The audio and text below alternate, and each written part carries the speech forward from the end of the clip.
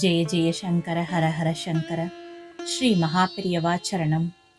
தெய்வத்தின் குரல் முதல் பாகம். தேவதா மூர்த்திகள் அவதார புருஷர்கள். மகான்களுக்கு அருளிய மகாலட்சுமி.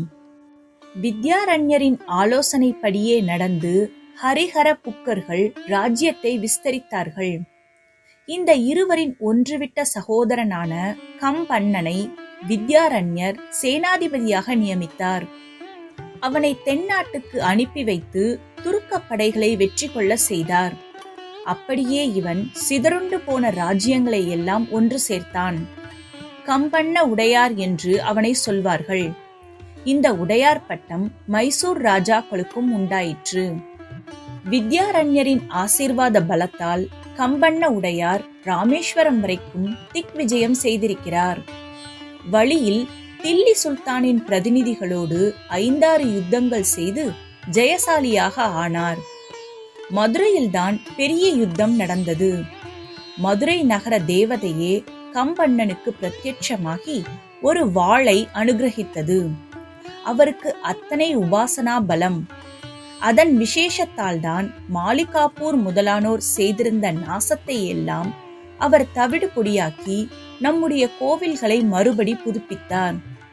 ஹிந்து சமூகத்துக்கு புதிய உற்சாகத்தை தந்து வைதீக சம்பிரதாயத்துக்கு புனர்ஜீவனம் செய்தார்.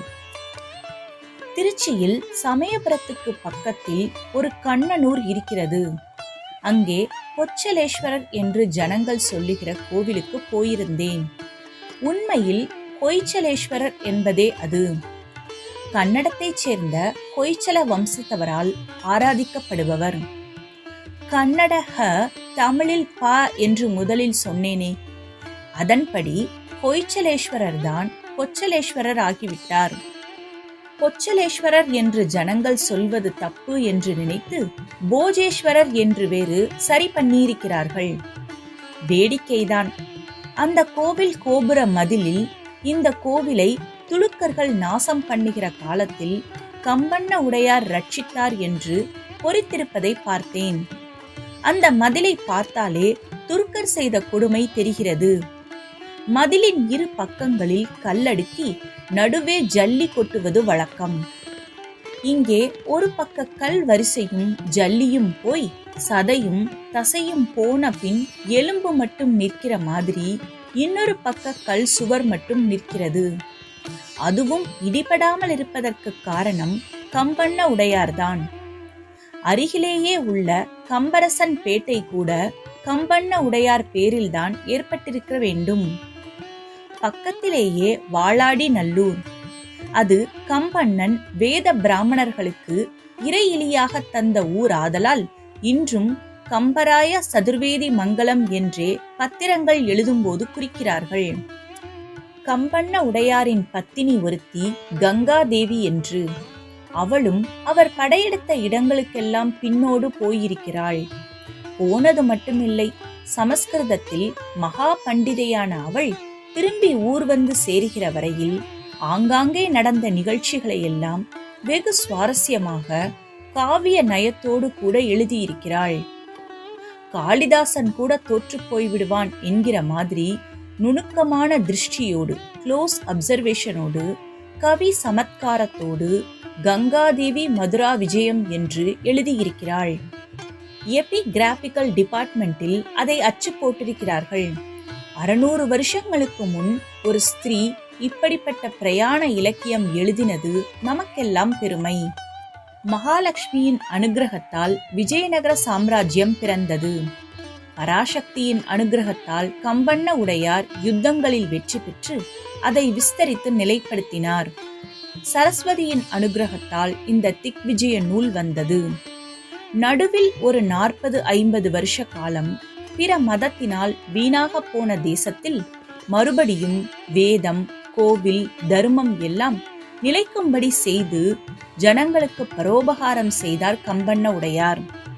இந்த விஜயநகர வம்சத்தில்தான் பிற்பாடு உலகமே கொண்டாடுகிற கிருஷ்ணதேவராயர் வந்தார். இவர்கள் அத்தனை பேரும் செய்த காரியத்துக்கெல்லாம் வித்து வித்யாரண்யர் போட்டதுதான். ராஜ்யத்தை ஸ்தாபித்தது, விஸ்தரித்தது, அதை பல பகுதிகளாக பிரித்து பல பிரதிநிதிகளை கொண்டு ஆட்சி நடத்தியது, எல்லாவற்றுக்கும் வித்யாரண்யரே மூல புருஷர். வேத தர்மங்களை மறுபடியும் உச்ச நிலைக்கு கொண்டு வருவதற்கு வழியாகவே துருக்கரை அகற்றி ஹிந்து ராஜ்யம் அமைக்க அவர் வழிகோலினார். ராஜ்யம் ஸ்திரப்பட்ட பின் இந்து தர்ம ரட்சணத்தை தாமே மேற்கொண்டார். ஆதிசங்கர பகவத் பாதர்களின் அத்வைத சம்பிரதாயத்தை மறுபடியும் ஜொலிக்க செய்துவிட்டால் வேத தர்மங்கள் எல்லாம் புனர்ஜீவனம் பெற்றுவிடும் என்று தீர்மானித்தார்.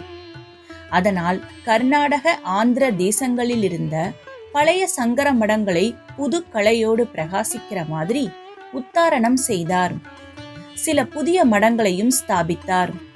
கன்னட தேசத்தில் அப்போது அத்வைதத்தை ஆட்சேபிக்கும் ஸ்ரீ மத்வரின் துவைத சித்தாந்தமும் நிறைய பரவியிருந்தது. அதை சமாளிப்பதற்காகவும் இந்த அத்வைத மடங்களை ஸ்தாபித்தார். ஜனங்களின் நல் வாழ்விற்கு சஸ்திரம், சாஸ்திரம் என்கிற இரண்டும் தேவையாயிருக்கின்றன. சஸ்திரம் என்றால் ஆயுதம். விரோத ராஜ்யங்களால் தீமை ஏற்பட்டால் காப்பாற்றிக் கொள்ள சஸ்திரம் வேண்டியிருக்கிறது. நம்மை நாமே கெடுத்துக் கொள்ளாமல் ஆத்மாவை ரட்சித்துக் கொள்வதற்கு சாஸ்திரம் வேண்டியிருக்கிறது. வித்யாரண்யா ராஜ்ய ஸ்தாபனத்தில் மறைமுகமாக சஸ்திர பிரயோகம் செய்தும், ஸ்ரீ சங்கர மடங்களின் புனருத்தாரணத்தால் தாமே நேராக சாஸ்திர பிரயோகம் செய்தும் ஹிந்து சமூகம் முழுவதையும் துருக்கர்களிடமிருந்து காப்பாற்றிவிட்டார். அவர் கர்மம், பக்தி, ஞானம் என்ற 3 மார்க்கங்களுக்கு உபகாரம் செய்த மகான்.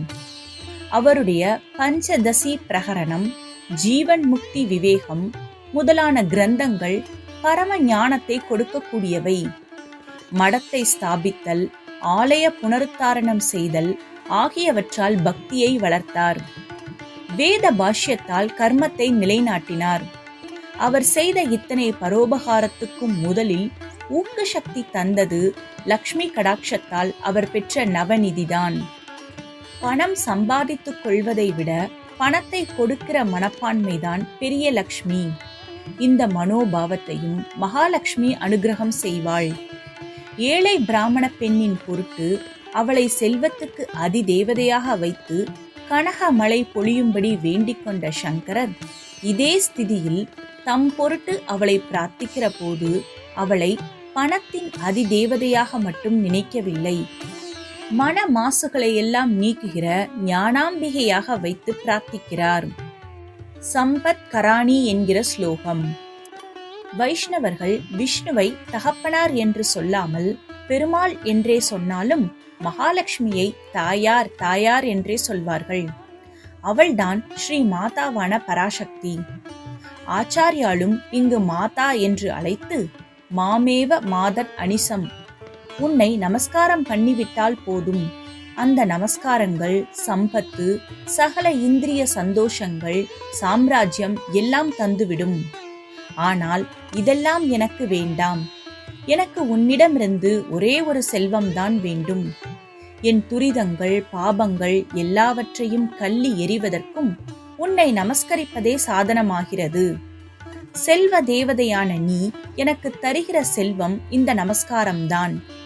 இது என்னை விட்டு நீங்காமல் இருக்கட்டும் என்கிறார். எல்லோரும் துராசைகள் இல்லாமல் ஜீவனோபாயம் நடத்துவதற்கு மகாலட்சுமியை உபாசிக்க வேண்டும். ஆச்சாரியால், வித்யாரண்யால், ஸ்ரீ தேசிகன் மாதிரி சொந்த நலனுக்காக இன்றி பரோபகாரமாக அவளை துதிக்க வேண்டும். எந்த செல்வம் வந்தாலும் வராவிட்டாலும் நம்மிடம் பாபமே சேராமல் நிர்மலமாக இருக்கிற செல்வத்தை விரும்பி அவளை நமஸ்கரிப்போம்.